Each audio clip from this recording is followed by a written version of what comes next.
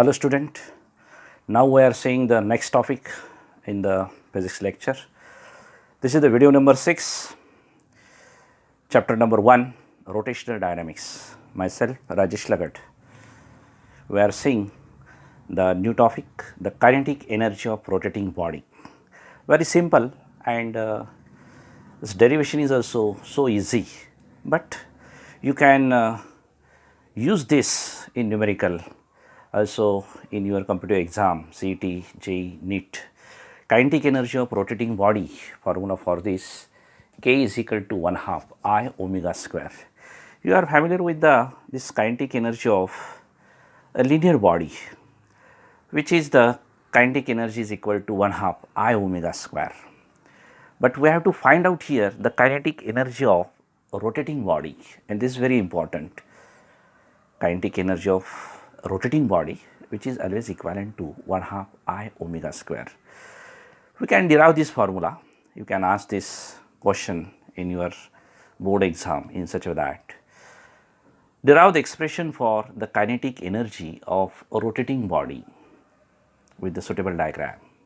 Therefore, we can draw first here a diagram. From this diagram, we can say that consider the rigid body. This is nothing but the rigid body, because it has no shape and size. Applying the force, it cannot be changes, so that it is the rigid body. Considering that rigid body, which can be rotate about the axis of rotation, which can be rotate about its axis of rotation with the constant angular velocity omega, which is very important. You can remember this, when this rigid body which can be rotate about the axis of rotation, at that time its angular velocity omega, it should be constant. Then this rigid body is consist of n particles of masses m1, m2, m3 ... mn, and situated at the distances r1, r2, r3 ... rn from the axis of rotation. This is as shown in figure. This rigid body, which is consist of n particles of masses m1, m2 ... mn, situated at a distances r1, r2 ... rn from the axis of rotation. This is also shown in diagram. Therefore, all this axis which can be the passes through the point O and which are perpendicular to the plane of figure. All the axes which can be passes through the point O and which are perpendicular to this plane of figure. So that as the body rotates with the constant angular velocity omega, then we have to take here the linear velocity for the first particle. You can remember, sometime it's happened how we can start the mathematical steps. Then this is the one point you can remember. Just as the body rotates with the constant angular velocity omega, then its linear velocity for the first particle, which is given by, and you know that this relation between the linear velocity and the angular velocity, well, that is the v is equal to r omega. Therefore, we can write here simply v1 is equal to r1 omega, because we cannot write here omega 1, because omega is a constant. Angular velocity, it should be remains constant, so that we can write the linear velocity for the first particle, which is given by v1 is equal to r1 omega. Similarly, you can also write v2 is equal to r2 omega. This is the linear velocity. We can write from this relation between the linear velocity and angular velocity, v is equal to r omega. We have to find out the linear velocity. Then we know that the kinetic energy for the first particle, which is given by, you know that kinetic energy, this is the nothing but the 1 half mv square. But from this figure, kinetic energy for the first particles of mass m1 and the distance r1 from the axis, which is given by E1 is equal to 1 half m1 v1 square. This is nothing but the kinetic energy for the first particle. Therefore, we can write here E1, first particle of mass m1, first particle of velocity v1. Therefore, we can write here E1 is equal to 1 half m1 v1 square. Okay. Then we can substitute the v1's value. We know that the v1 is nothing but what? It is the r1 omega. We can find out this v1 is nothing but r1 omega. Then substituting this value, V1 is equal to R1 omega in above equation. Instead of V1, we can write V1 is equal to R1 omega. Substituting this value, we get E1 is equal to 1 half M1 R1 square omega. E1 is equal to 1 half M1 V1's square. That means this V1 square is equal to R1 square omega square. Therefore, we can write here E1 is equal to 1 half M1 R1 square omega. Then similarly, we can find out for E2 energy, kinetic energy for the second particle. E2 is equal to 1 half M2 R2 square omega. We can directly write here. Also dot for the n particles, we can write here En is equal to 1 half Mn Rn square omega. For that n particles, we can write this. And from this, we can find out the total kinetic energy. And total kinetic energy of that body is equal to sum of all the kinetic energy of that body. Total kinetic energy is nothing but what? Sum of all that kinetic energy of all the particles. Therefore, we can write here E is equal to E1 plus E2 plus En. That means this is the total energy is nothing but the E, and we can write here E1 plus E2 plus En, and substituting this all the values, we get E is equal to 1 half M1 R1 square plus 1 half M2 R2 square plus 1 half Mn Rn square. Understand this?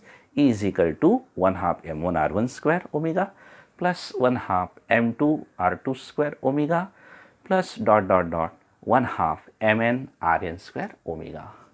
From this, we can see that the 1 half is common, omega square is common. Therefore, we can write here E is equal to 1 half into bracket M1 R1 square plus M2 R2 square plus Mn Rn square and omega square. Brackets out, we can write here omega square. Then what is this bracket? Represent that bracket is nothing but this is the definition of the Mi. Sum of product of mass of each particle and the square of distance from the axis of rotation, and this is nothing but the Mi. Therefore, instead of that bracket, we can write this is the Mi denoted by the letter I. Therefore, we can write the next step E is equal to 1 half summation I is equal to 1 to n Mi Ri square and into this omega square.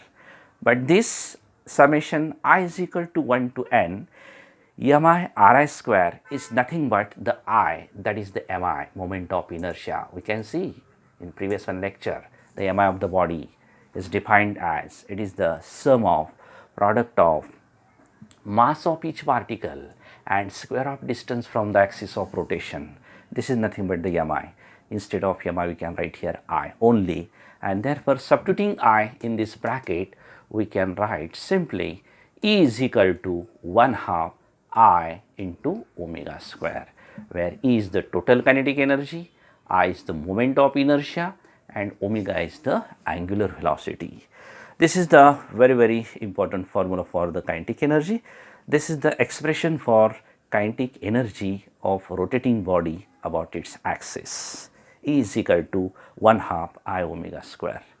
In application form, sometimes you have to find out the kinetic energy for rolling body. When the body should be the rolling, then what will the kinetic energy of that body?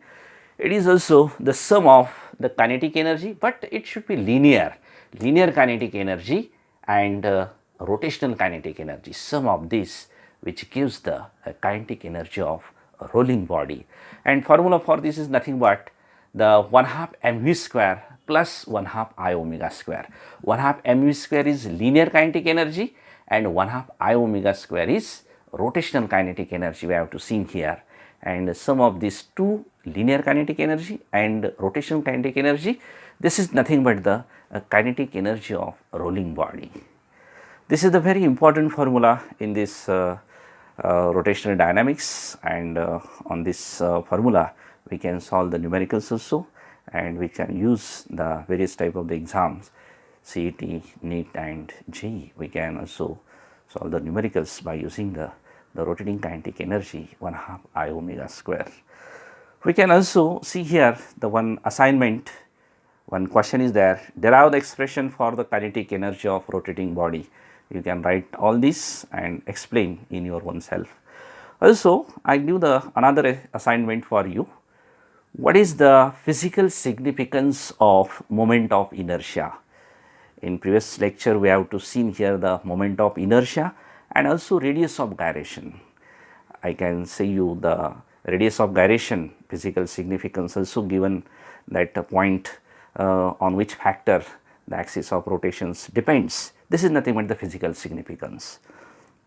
But the physical significance of moment of inertia, which can be depends upon the two motion, that is the translational motion and the rotational motion. Therefore, with the help of these two formulae in translation motion and in rotational motion, we can give the physical significance of this moment of inertia. I give the clue for this physical significance of mi. In translation motion, the force must be act on the body and which is given by F is equal to ma. And in rotational motion, the torque must be the act on the body. You remember in 11th standard also, if there is the translation motion, that means linear, then the force must be act on that body and which is given by F is equal to ma. This is very important.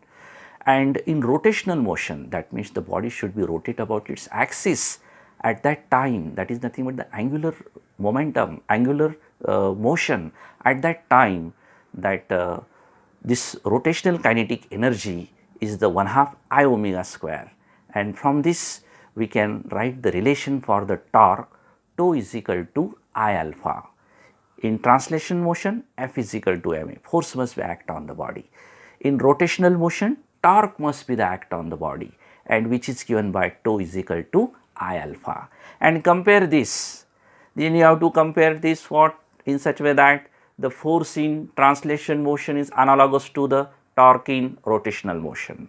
Also, the linear acceleration in translational motion is analogous to the alpha, that is the angular acceleration in rotational motion. And so that conclude about this explanation, we can say that the mass in translational motion is analogous to the moment of inertia in rotational motion, and this is the physical significance of mi. Okay, you have to understand. Then next lecture we can derive the relation between torque and angular acceleration, how it can be got this tau is equal to I alpha. We can see the in next lecture if you have to understand, and thank you.